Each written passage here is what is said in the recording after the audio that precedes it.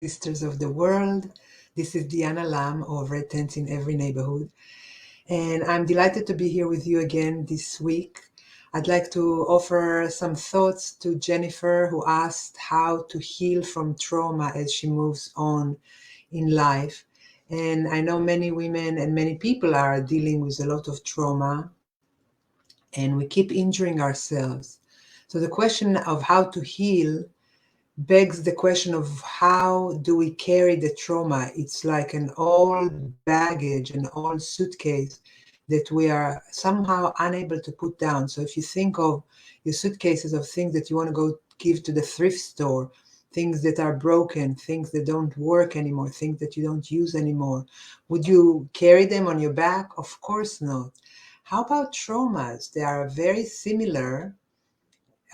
Emotional baggage, which is very similar to the suitcases and backpacks that we carry, of things that don't work and things that are broken and things that don't serve us.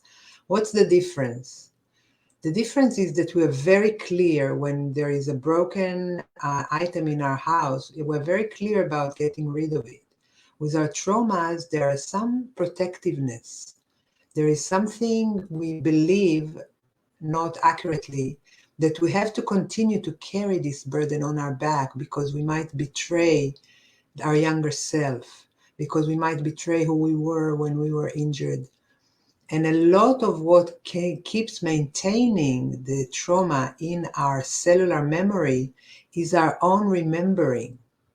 Each time we remember the trauma, each time we run it in our heads, we re-injure ourselves, we re-trigger ourselves. So how to shift that? First of all, to realize that emotional baggage, like physical baggage, is possible to release. It's not an imperative thing to continue to carry it. A lot of us don't know that. A lot of us are thinking, I've been scarred and injured and I will carry that forever. It's not true. So let me talk to you about the difference between a scab and a scar. A scab, when you have an injury, a scab is the immediate film of healing that happens on top of our skin, but it's so raw still that any touch or accidental movement will re-injure us. After a while, there is a scab. A scab is a skin that's hardened on our surface, and even when you touch it or push it or move around it or move it, it's not going to re-injure. So let's look at how we are making, first of all, moving from scab to scar, and then from scar to peace inside of ourselves.